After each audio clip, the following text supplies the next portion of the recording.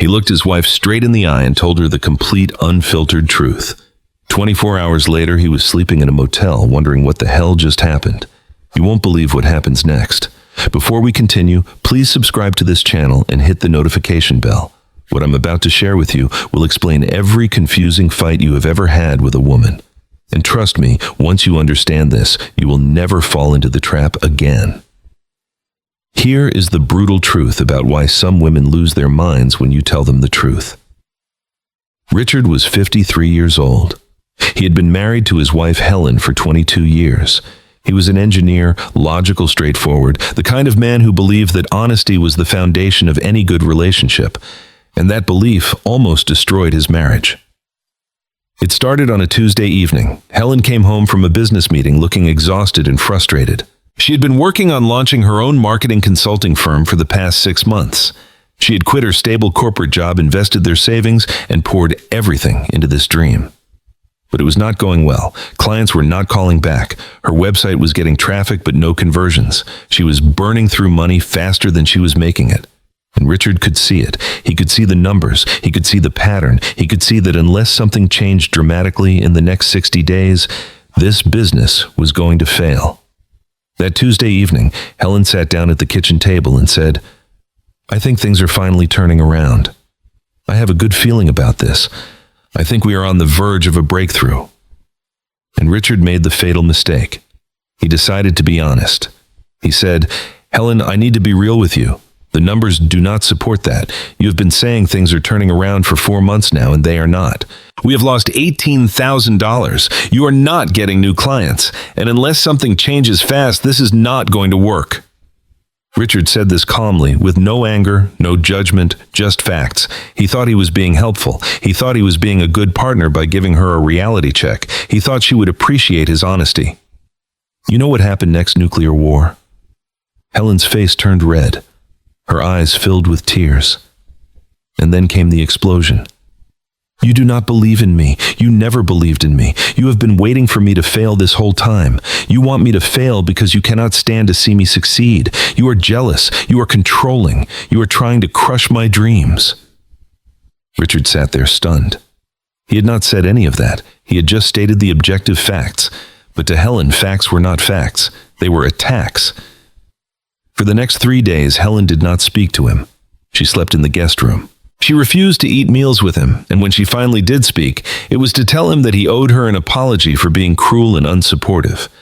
Richard came to me a week later completely lost. He said, "I do not understand. She asked me what I thought. I told her the truth, and now I am the villain. What am I supposed to do, lie?" And I said something that changed his entire perspective. I said, "Richard, she did not want the truth. She wanted validation. When she said she thought things were turning around, she was not asking for your analysis. She was asking for your reassurance. She was asking you to tell her that she is doing great, that you are proud of her, that everything is going to be okay." Richard looked at me like I just told him the earth was flat. He said, "But that would be a lie. The business is failing. How does lying help anything?" And that is the question every logical man asks. How does lying help? And the answer is going to make you uncomfortable. For many women, especially in emotionally vulnerable moments, truth is not about accuracy. Truth is about connection. When Helen said she thought things were turning around, she was not making a business forecast. She was reaching out emotionally. She was saying, "I'm scared. I'm exhausted. I need you to tell me I'm not failing. I need you to tell me you still see me as capable and strong." But Richard heard it as a factual statement requiring a factual response, and that is where the disaster happened. Let me explain something that most men over 45 need to understand about female psychology. Women are not less intelligent than men. They are not less capable of logical thinking. But in moments of emotional stress, many women prioritize emotional validation over objective truth. It is not manipulation. It is not insanity. It is a completely different operating system. For a man like Richard, problems exist to be solved. If the business is failing, you analyze why, you create a plan, you fix it. Facts are tools for action, but for many women, especially in intimate relationships, facts are secondary to feelings. If she feels unsupported, unsafe, or unappreciated, no amount of logical analysis will matter. Because the real problem is not the business. The real problem is the emotional disconnection. And when Richard gave her facts instead of reassurance, he confirmed her deepest fear, that he did not believe in her. Now, here's where it gets really interesting. 3 weeks after that disaster, Helen asked Richard another question. They were getting ready for a party. Helen tried on a dress, looked in the mirror, and said, "Does this make me look fat?" Richard, still recovering from the business conversation, knew this was dangerous territory, but he also saw an opportunity to prove he had learned his lesson. So he looked at her and said, "You look beautiful. That dress is perfect on you." And Helen smiled, kissed him on the cheek, and went to the party feeling confident. But here's the thing. The dress did not look great. It was too tight in the wrong places. The color washed her out, and Richard knew it.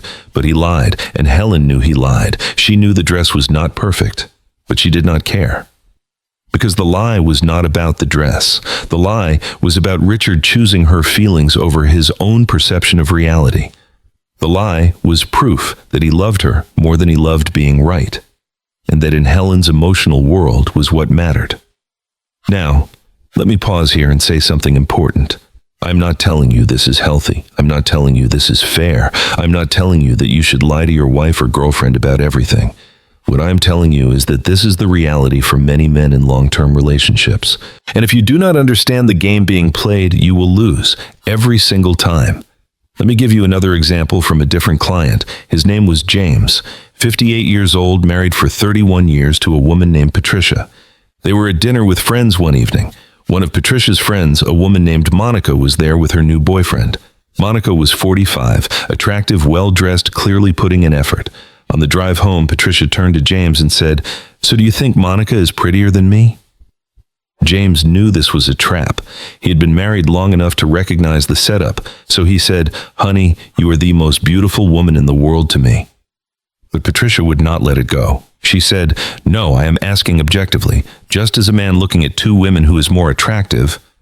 James made the mistake of thinking she actually wanted honesty. He said, "Well, objectively, Monica is younger and she has kept herself in really good shape. So yeah, objectively, most men would probably say she is more attractive, but that does not mean anything about how I feel about you." The car went silent. When they got home, Patricia went straight to the bedroom and locked the door. For the next 5 days, James was in the doghouse. Patricia accused him of always comparing her to other women.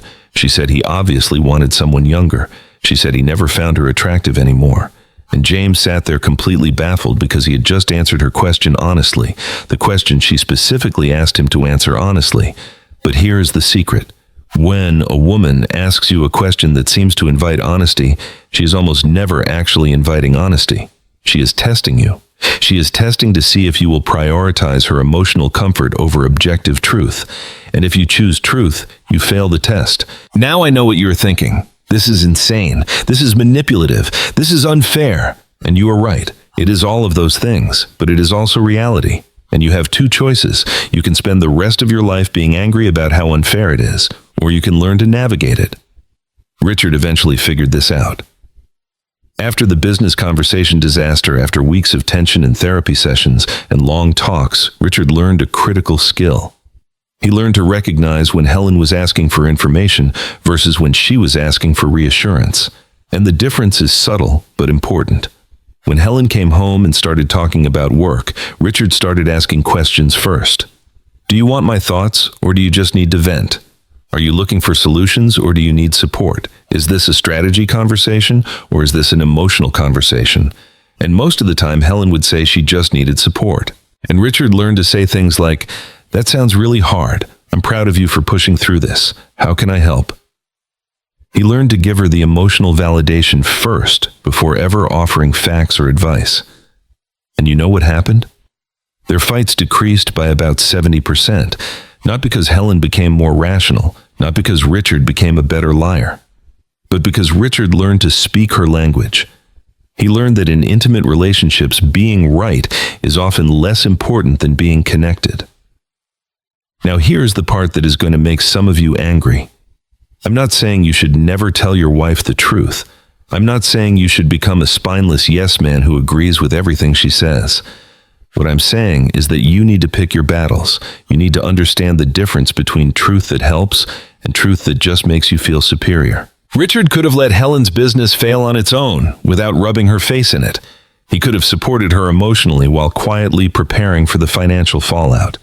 He could have been right without needing to prove he was right. And that is the key lesson here. Most of the time when men insist on telling the brutal truth, it is not about helping the woman. It is about proving to ourselves that we are smarter, more logical, more grounded in reality. It is ego disguised as honesty, and women can smell that a mile away. But here's the flip side, and this is important. Some women are not just looking for validation. Some women are addicted to drama. They ask loaded questions, not because they want reassurance, but because they want conflict. They want to feel something, anything, even if it is anger. And if you are with a woman like that, no amount of emotional intelligence will fix it. James eventually figured this out about Patricia. After the Monica incident, James tried everything. He validated her feelings. He reassured her constantly. He told her she was beautiful every single day, but it did not matter. Patricia kept finding new ways to test him, new questions to trap him, new scenarios to create conflict. And James realized something painful. Patricia did not want reassurance. She wanted proof that James was still invested enough to lie for her. She wanted to see him squirm. She wanted the power that came from making him choose between his integrity and her approval. And that is not love. That is control. So James made a decision. He stopped playing the game. The next time Patricia asked him a loaded question, he said, "That is a manipulative question, and I am not going to answer it. I love you, but I'm not going to lie to make you feel better, and I'm not going to tell you a truth that you will use to punish me. If you need reassurance, I will give it to you, but I am not playing games." Patricia was furious. She accused him of being cold, unromantic, emotionally unavailable. She threatened to leave. And James said, "If you need to leave because I will not lie to you, then maybe you should." That was 2 years ago. Patricia did not leave, because deep down, beneath all the testing and the drama and the manipulation, what she actually wanted was a man who would not break. She wanted a man whose integrity was stronger than her emotional storms. And the moment James stopped bending, she stopped pushing. Not immediately, not easily, but gradually over months, Patricia started asking real questions instead of trap questions. She started saying, "I need reassurance today," instead of setting up elaborate tests. And their marriage became healthier than it had been in years. So here's what you need to understand. Most women do not want you to lie. They want you to prioritize connection over correction. They want you to understand that sometimes feelings matter more than facts. And if you can give them that emotional validation without sacrificing your integrity, you will have a peaceful relationship. But some women are not looking for connection. They are looking for control. And if you are with a woman like that, the only way to win is to stop playing. Set boundaries. Refuse to answer manipulative questions. Make it clear that you will support her, you will love her, you will be honest with her, but you will not sacrifice your integrity to manage her insecurities. And then see what happens. If she respects that boundary, you have found a woman worth staying with. If she escalates, if she punishes you harder, if she makes your life hell because you would not play her game, then you have your answer, and you need to get out. Because you cannot build a life with someone who needs you to be smaller so she can feel bigger. Richard and Helen are still together. Their marriage is not perfect, but it is honest. Richard learned to give Helen emotional support without feeling like he is lying. And Helen learned to ask for what she actually needs instead of testing Richard constantly. James and Patricia are also still together, but their dynamic is different. James set boundaries, and Patricia learned to respect them. It was not easy, and it was not fast, but it worked.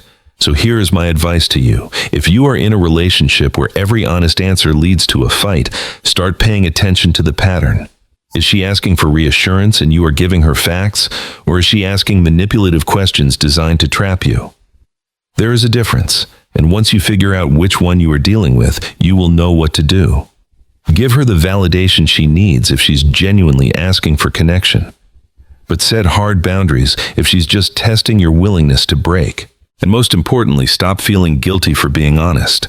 You are not the bad guy for telling the truth, but you are also not the hero for being brutally honest when kindness would work better. Find the balance. Speak her language when you can, but never sacrifice your integrity. Because a woman who truly loves you does not want you to lie. She wants you to be strong enough to tell her the truth in a way she can hear it.